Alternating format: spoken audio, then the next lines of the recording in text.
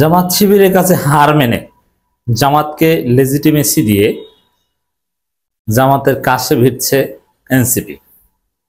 হ্যাঁ, এনসিপির অবস্থান যদিও দোদুল্যমান, এক এক সময় এক এক রকমের, তারপরও এনসিপির একটা বিষয় ছিল যে সুযোগ পেলে জামাতকে খোঁচা দিবে, যারা ৭১ স্বাধীনতা বিরোধী রাজাকার।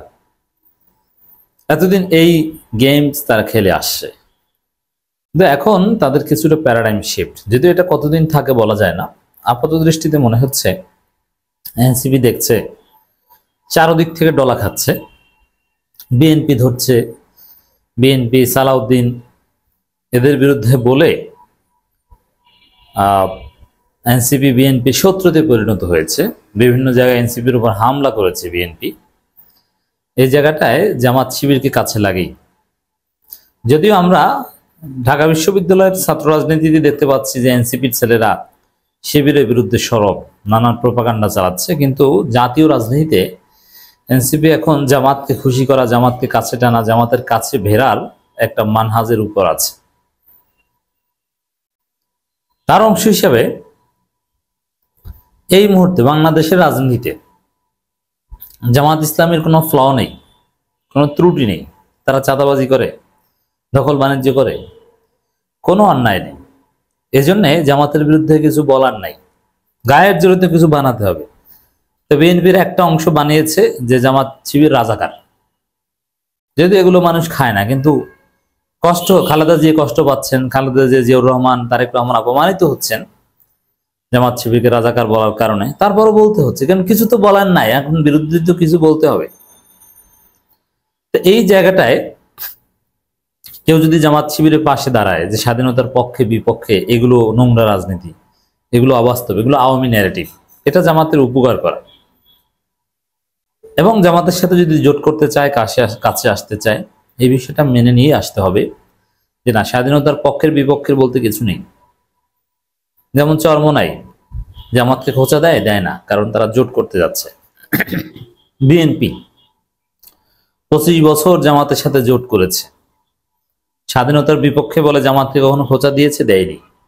এটাই এনসিপি এখন ন্যারেটিভ দাঁড় করানোর চেষ্টা করছে। নাহিদ ইসলামের বক্তব্য, ৭১-এর পক্ষে না বিপক্ষে এর ভিত্তিতে রাজনীতি গ্রহণ করতে কেউ আগ্রহী নয়।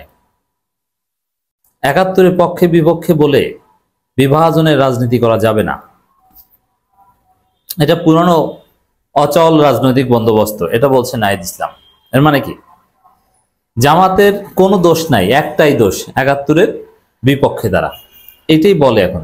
যদিও আওয়ামী ন্যারেটিভ, সঠিক সহি ন্যারেটিভ হচ্ছে ৭১-এর 16 ডিসেম্বরের পর জামাতের কেউ স্বাধীনতা বিরোধী ছিল না,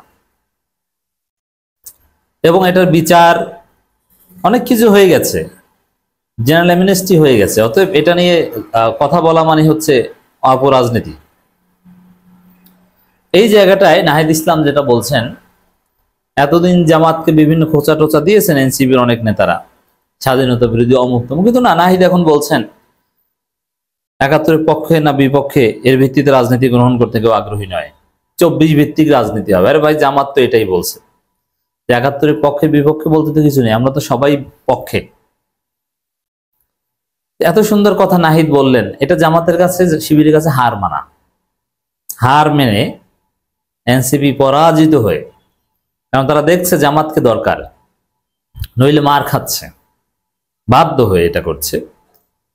বিএনপির সাথে পারছে না, কাছে টানা দরকার। এমনকি নির্বাচন তো পাতানো নির্বাচন হতে যাচ্ছে, সে পাতানো নির্বাচনে এনসিপিকে যথেষ্ট সংখ্যক সিট ইউনূস সরকার দিবে, সেকেন্ড বানাবে, এরকম কথা হয়েছে। সেটা বানালেও রাজনীতিতে বিরোধী দল হিসেবে টিকে থাকতে হলে জামাতকে পাশে লাগবে এনসিপি। অতএব ওরা দেখছে যে না, জামাতকে কাছে টানতে হবে, এর কোনো বিকল্প নেই, জামাতের কাছে যেতে হবে। কাছে যেতে হলে তো তাদেরকে রাজাকার বলে কাছে যাওয়া যাবে না, স্বাধীনতা বিরোধী বলে কাছে যাওয়া যাবে না। অতএব ৭১-এর পক্ষে বিপক্ষে কোনো রাজনীতি চলবে না। এটা হচ্ছে এনসিপির অবস্থান, এটা বাধ্য হবে। বিএনপি অলরেডি ভিজুয়াটা শুরু করেছে। বিএনপির মধ্যে সাবেক আওয়ামী লীগ একটা গ্রুপ, শাহবাগ একটা গ্রুপ, আর একটা গ্রুপ হচ্ছে জিয়াউর রহমান খালেদা জিয়া পন্থী। যদিও তাদেরও বিচ্যুতি অনেক, কিন্তু তারপরও জিয়াউর রহমান খালেদা জিয়া পন্থীরা মাঝে মাঝে একটু নরম হয়। যে না ৭১-এর পক্ষে বিপক্ষে রাজনীতি করা যাবে না, এটা আওয়ামী লীগ করেছে। এটা সালাউদ্দিন আহমেদ একাধিকবার বলেছে।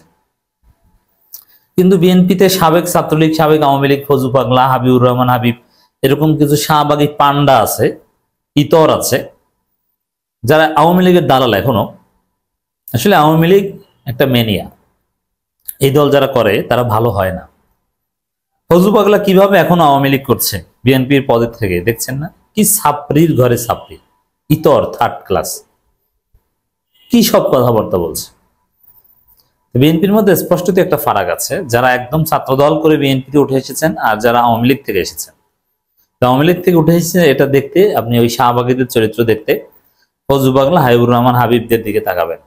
তারা কি চেতনায় ব্যবসা করছে, যে ৭১-এর বিপক্ষেরা, এরা এখনো স্বাধীনতা মানে না, এইসব কথা বলছে। ২৪শে জুলাই গণঅভ্যুত্থানের পর একটি নতুন রাজনৈতিক বাস্তবতা ও একটি নতুন প্রজন্ম আবির্ভূত হয়েছে উল্লেখ করে জাতীয় নাগরিক পার্টি আহ্বায়ক নাহিদ ইসলাম বলেছেন, আমরা ৭১-কে অতিক্রম করেছি এবং ২৪-এ পৌঁছেছি। ৭১-এর পক্ষে না বিপক্ষে এই বাইনারি দুই ধারার উপর ভিত্তি করে তৈরি রাজনীতি গ্রহণ করতে কেউ আগ্রহী নয়। যারা এখন এই পুরনো রাজনীতিকে ফিরিয়ে আনতে চায়, তারা দেশকে একটি অচল রাজনৈতিক কাঠামোতে ফিরিয়ে নিতে চায়। এটা অবাস্তব যে ৭১ ভিত্তিতে জাতিকে বিভক্ত হয়, পৃথিবীর কোথাও নাই। এটা ভারতীয় প্রজেক্ট। আচ্ছা, ৪৭-এ তো অনেকে পাকিস্তান রাষ্ট্র চায়নি, এটা নিয়ে রাজনীতি দেখেছেন? তুই পাকিস্তান বিরোধী ছিলি, তুই ৪৭-এ স্বাধীনতা বিরোধী ছিলি, কেউ বলে? পৃথিবীতে তো অনেক দেশ স্বাধীন হয়েছে, কেউ বলে যে তুই অমুক দেশের পক্ষে ছিলি ২ বছর পরে বলে, অথচ ৫৪ বছর পরে এটা বলা হচ্ছে। এটা নোংরা ভারতীয় রাজনীতি, দেশকে বিভাজন করে। এটা আশা করি সবাই ফিল করছে। তো জামাতকে ঠেকানো যাবে না, ওই ৭১ ইস্যুটার জামাতকে ঠেকানোর জন্য তৈরি করা হয়েছে। নইলে ৭১ এটা একটা সেটেলড ইস্যু, এটা নিয়ে বিতর্ক করার কিছু নেই। ৭১-এর ২৪ শিরোনামে ইংরেজি ভাষায় পোস্ট লিখেছেন জুলাই গণঅভ্যুত্থানের সম্মুখ সারির নেতা নাহিদ ইসলাম। এটা খুবই গুরুত্বপূর্ণ, চমৎকার লেখা। অনেকে বলছেন এটাকে নাহিদ লিখেছেন না কেউ লিখে দিয়েছে। এত সুন্দর ইংরেজি নাহিদ কখনো লিখেছেন বা বলেছেন এটা পাওয়া যায় না, অতএব এটা অন্য কারো লেখা। ইদানিং বেশ কিছু নাহিদের লেখা অন্য কেউ লিখে দিয়েছে, তবে এআই দিয়ে অনুবাদ করা হতে পারে। কিন্তু এই লেখাটা যেহেতু ইংরেজিতে লিখেছে, এনসিপির আগামী দিনের রাজনীতির গতি প্রকৃতি নির্ধারক। তারা দেখছে যেটা তারা বিরোধী দল হোক আর থার্ড হোক, বিএনপির বিরুদ্ধে টিকে থাকতে হলে জামাতকে লাগবেই। অতএব মিনিমাম এতটুকু জামাতকে বৈধতা দিয়ে জামাতের কাছে যেতে হবে যে ৭১ ভিত্তিক কোনো বাইনারি রাজনীতি চলবে না, পক্ষে বিপক্ষে বলে জাতিকে বিভক্ত করা যাবে না। এটা এনসিপির যারা ইন্টারন্যাশনাল পরামর্শক তারা এই সিদ্ধান্ত দিয়েছে এবং রাজনীতি হবে ২৪ ভিত্তিক। এই সিদ্ধান্তের আলোকেই নাহিদকে এই লেখা লিখে দিয়েছে, নাহিদ পোস্ট করেছে। অনিবার্য বাস্তবতা, ঢাকা বিশ্ববিদ্যালয়ের এনসিপির ছেলেরা শিবিরের সাথে যতই লাগতে যাক, এনসিপি দিন শেষে জামাতের ছায়াতলেই যাবে, এর বিকল্প নেই।